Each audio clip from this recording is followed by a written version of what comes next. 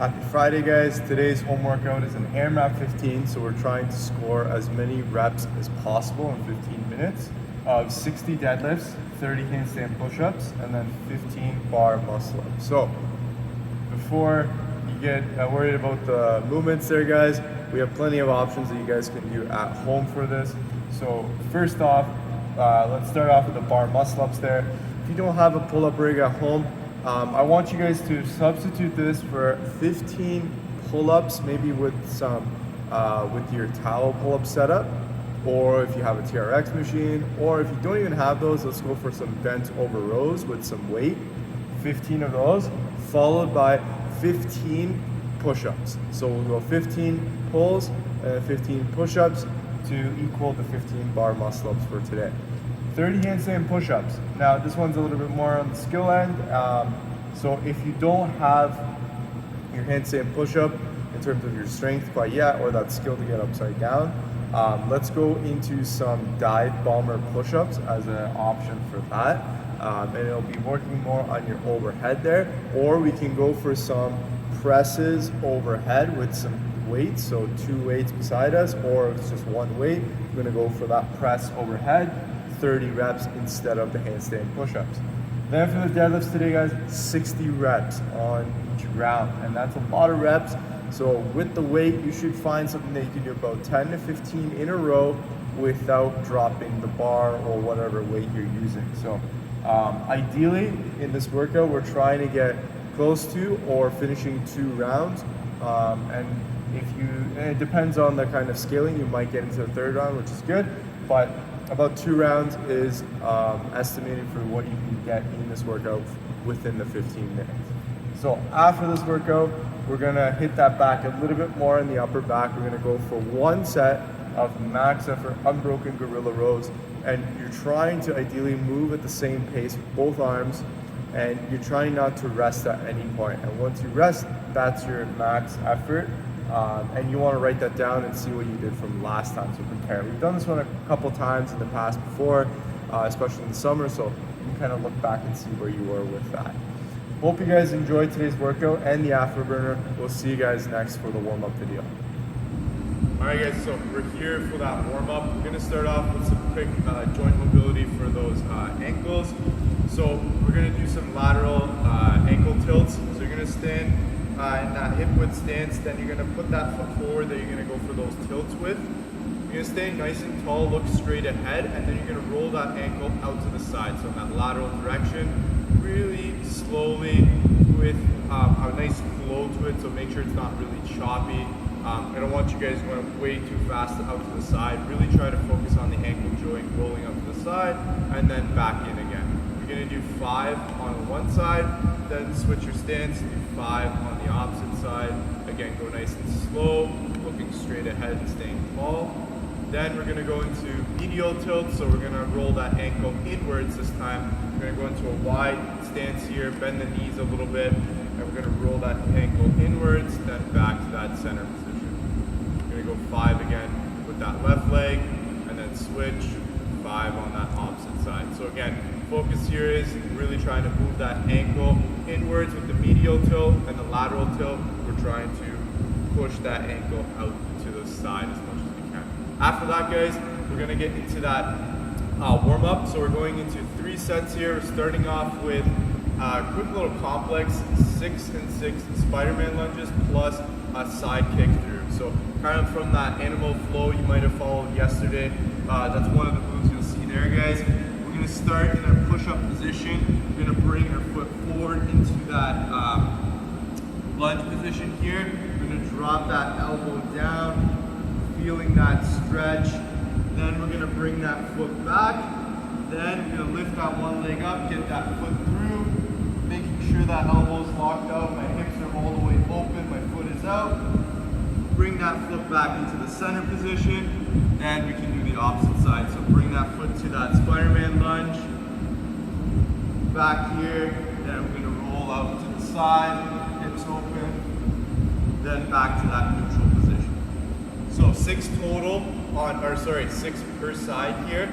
Once you're done that, find yourself a weight or 2 weights here. We're gonna go for some single-legged deadlifts with a fly at the end. So arm fly there. We're gonna really try to get to a position we feel stable before we do that fly. So we're gonna come down nice and slow. Find that position we're stable. Then we're gonna go for that nice fly there, squeezing our back in again, then open up the hips. Same thing, go back down with that same leg. Stable position, back nice and flat. Go for that fly, back in again, and then stand all the way through. Notice my back leg was a little bit bent there, so try to keep that leg straight as well. It'll help with your balance. So bending over, keeping that leg nice and straight as best you can. Fly, and then back up again. 8 on one side, then 8 on the opposite side, guys. Once you're done with those flies, with one weight here, we're gonna go for another complex again.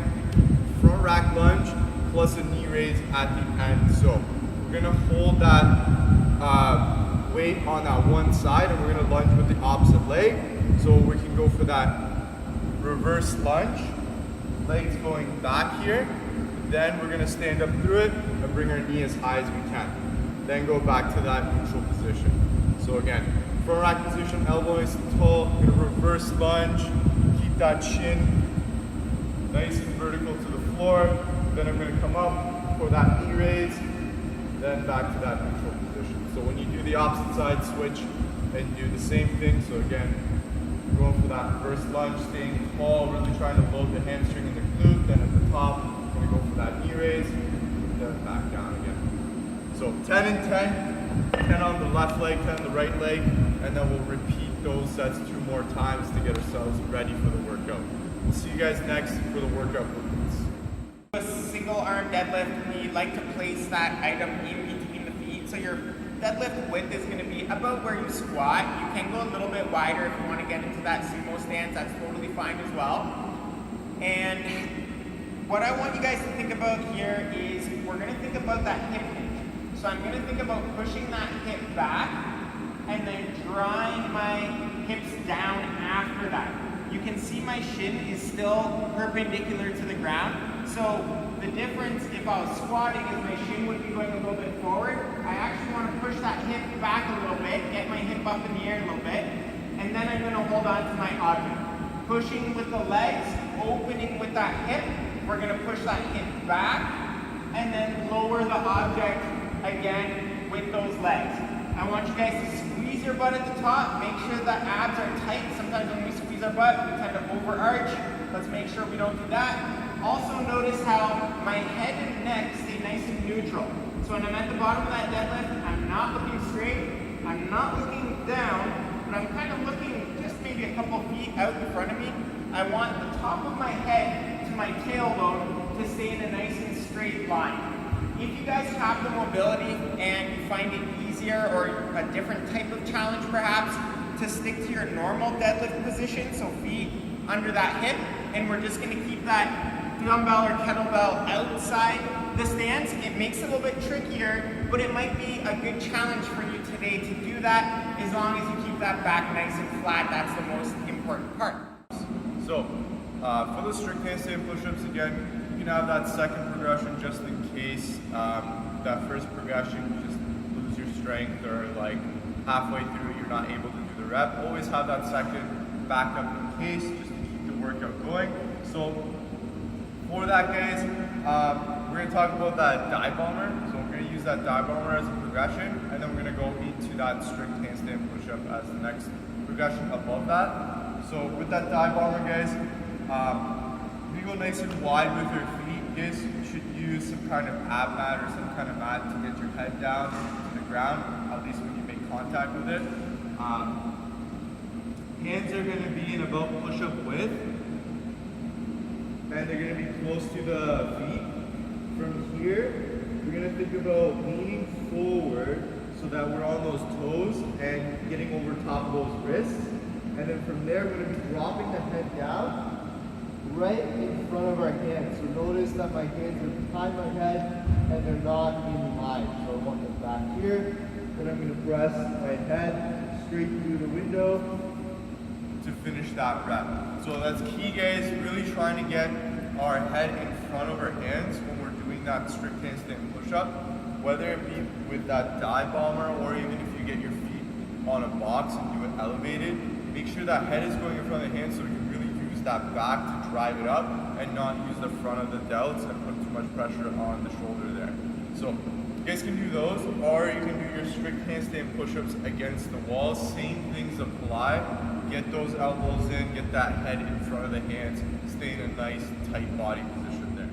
Start off with a bent over row. So in that bent over row, feet are hip width apart, knees are perpendicular. Don't round your back, so flat back. If you're feeling tight, maybe you're up a little bit more, that's fine. If possible, drop down. From here, you're gonna row that bar, in my case, as close as you can to the body. So if I had a single object, I'm still thinking about nice and tight with my elbows, not to the body, but the back, to allow me to mimic that tight bar path that I can get with a PC pipe or bar. With the push-ups here, guys, again, let's try and keep that nice tight hollow body, stay nice and straight the entire time. So with that said, let's not sag those hips, keep that butt tight, and then we're curling in that rib cage, keeping the abs tight.